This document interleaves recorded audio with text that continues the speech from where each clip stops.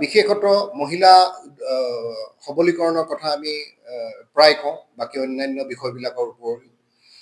মহিলা সবলীকৰণৰ কাৰণে আপোনালোকে যদি চাই, আমি যিখন বিল বৰ্তমান আহিছে, বহু বিবাহ নিষেধ আইন 2025, এইখন গৃহীত হৈছে। প্ৰস্তাৱ আকাৰে ইয়াতে বিধানসভা শীতকালীন অধিৱেশনত এইটো গৃহীত কৰিছে। এই আইনৰ জৰিয়তে সমাজত চলি থকা কিছুমান সামাজিক ব্যাধি বুলিয়ে কওঁ, যিবিলাকে সমাজখনক অস্থিৰ কৰা বহুকেইটা দিশ ইয়াতে উন্মোচন হৈছে। আৰু এই ব্যাধিবিলাকৰ ওপৰত চিন্তা চৰ্চা কৰি মাননীয় মুখ্যমন্ত্ৰী ডক্টৰ হিমন্ত বিশ্ব শৰ্মা ডাঙৰীয়াই এই বহুবিবাহ নিষেধ আইন 2025খন চিন্তা চৰ্চা তেওঁৰ ব্ৰেইন চাইল্ড হয়।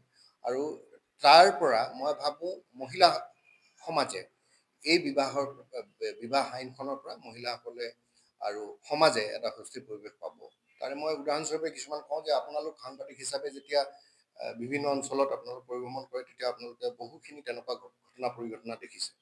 আমি আমাৰ বন্ধু সমাজ বা আমাৰ যিখিনি সামাজিক ব্যৱস্থাত থকা ব্যক্তি লোক, বিশেষভাৱে আদালতত এনেকুৱা কিছুমান ঘটনাৰ সৃষ্টি হৈছে যে বহু বিবাহৰ কাৰণে বহু মহিলাই নিজৰ সংসাৰ, নিজৰ সন্তান আৰু নিজৰ সমাজখনত তেখেতলোকৰ যিটো এটা মানুহ হিচাপে জীয়াই থকাৰ যিটো অধিকাৰ, যিখিনি তেখেতলোকৰ প্ৰাপ্য, এই প্ৰাপ্যখিনিত মৌলিক অধিকাৰখিনিতো বহু বিবাহ যিটো এটা ব্যাধি, এই ব্যাধিয়ে তেওঁৰ সংসাৰ আৰু তেওঁৰ ব্যক্তিগত জীৱনতো বহুখিনি আহুকাল মাজে মাজে দেখা দিছে। আৰু ই পৰ্যায়ক্ৰমে বাঢ়ি বাঢ়ি গৃহ কন্দল আৰু অমংগলীয়া ঘটনা কিছুমানো সূত্ৰপাত হৈছে।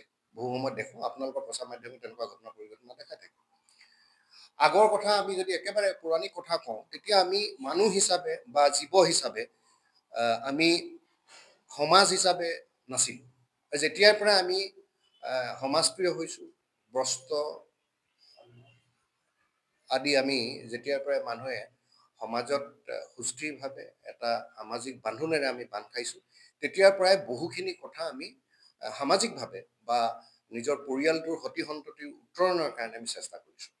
আৰু এই বহু বিবাহে এটা পৰিয়ালৰ বা এজন সন্তানৰ বা এগৰাকী মাতৃৰ যি মৰ্মবেদনা, এই মৰ্মবেদনা যিসকলে উপলব্ধি কৰিছে বা যিসকলে দেখিছে, তেখেতলোক কেতিয়াও এই যিখন মাননীয় মুখ্যমন্ত্ৰী ডক্টৰ হিমন্ত বিশ্ব শৰ্মা আৰু অসম চৰকাৰে এইবাৰ বহুবিবাহ নিষেধ আইন 2025খন উত্থাপন কৰিছে, এইখনক মই সমৰ্থন জনাব বুলি মই ভাবোঁ।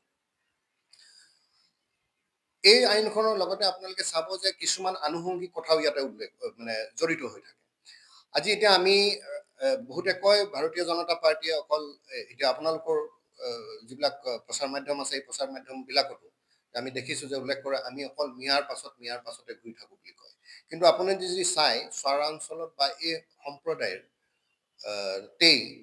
বিৰোধ, এই আইনখনৰ প্ৰতি বিৰোধ খোলোচাকৈ সংবাদ মাধ্যমতে হওক, ছ'চিয়েল মিডিয়াতে হওক, তেখেতলোকে বিৰোধ কৰিছে বহু বিবাহ আইন। কিন্তু তেওঁলোকৰ মুছলিম পাৰ্চনেল বোৰ্ড বুলি তেওঁলোকৰ নিজা এটা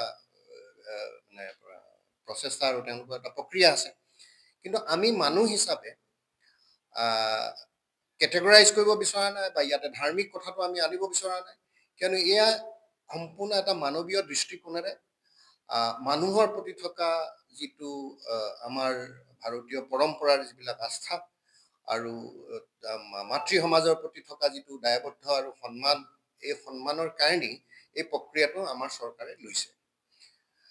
আমি যদি এটা কেলকুলেটিভ ৱেত আমি যদি চাওঁ, এই বহু বিবাহে আমাৰ যিবিলাক এতিয়া ঘটনা পৰিঘটনা হৈছে, এই যে বনাঞ্চল এনক্ৰচমেণ্ট হৈছে বা দখল কৰিছে, এঠাইৰ মানুহ আন ঠাইলৈ প্ৰব্ৰজন হৈছে, ইয়াত যদি আপোনালোকে বেছি সংখ্যক চাই যিবিলাক উচ্ছেদিত হৈছে, তেখেতলোকৰ বহু সংখ্যকৰে তেনেকুৱা ধৰণৰ এটা প্ৰৱণতা আমি দেখিব পাইছোঁ। আৰু এইটো উদাহৰণ নহয়, এইটো সত্য তথ্য আৰু শুদ্ধ এটা কথা আৰু পৰিঘটনা অসমত আমি দেখিবলৈ পাইছোঁ। এতিয়া আপুনি চাব, ৰূপহী, ধিং, এইসকল মানুহ, এই ছাইডৰ মানুহ আপোনালোকৰ প্ৰচাৰ মাধ্যমত বহুবাৰ প্ৰচাৰ কৰিছে। বৰচলা আৰু চিংৰিৰ ফালে ঢেকীয়াজুলি সমষ্টিৰ যিটো ব্ৰহ্মপুত্ৰৰ গাতে লাগি থকা অঞ্চল, তাত ৰূপহী ধিঙৰ বহু মানুহে তাতে বসতি প্ৰদান কৰিছে। আৰু তাৰ কাৰণ প্ৰব্ৰজনৰ কাৰণটো হৈ গ'ল তেওঁলোকৰ যি বংশবৃদ্ধিৰ যি এটা ব্যৱস্থা, এই ব্যৱস্থাৰো এটা মই ভাবোঁ এই যিবিলাক মাইগ্ৰেটেড হৈছে এঠাইৰ পৰা আন ঠাইলৈ হৈছে, এইটো এটা কাৰক, আৰু তাৰ কাৰণে এই বহুবিবাহ এটা কাৰক। আৰু আমি সেইকাৰণে অসম আৰু অসমীয়াৰ অস্তিত্ব ৰক্ষাৰ বাবে আৰু মাতৃ সমাজৰ উত্তৰণৰ কাৰণে আৰু তেওঁলোকৰ যিবিলাক মৌলিক অধিকাৰ, মানুহ হিচাপে জীয়াই থকাৰ তেওঁলোকৰ যিটো প্ৰৱণতা আৰু তেওঁলোকৰ যিটো আকাংক্ষা মাতৃ সমাজৰ, আৰু উঠি অহা প্ৰজন্মৰ নাৰী শক্তিৰ যি নিজক লৈ মানে সমাজখনক লৈ তেওঁলোকৰ যিবিলাক মনোবাঞ্ছা, এইবিলাক পূৰণ কৰিবৰ কাৰণে এইখন যিখন আইন, বহুবিবাহ নিষেধ আইন 2025, এইখনে মই ভাবোঁ ফলপ্ৰসূ সমাধানৰ দিশত আগবাঢ়িব।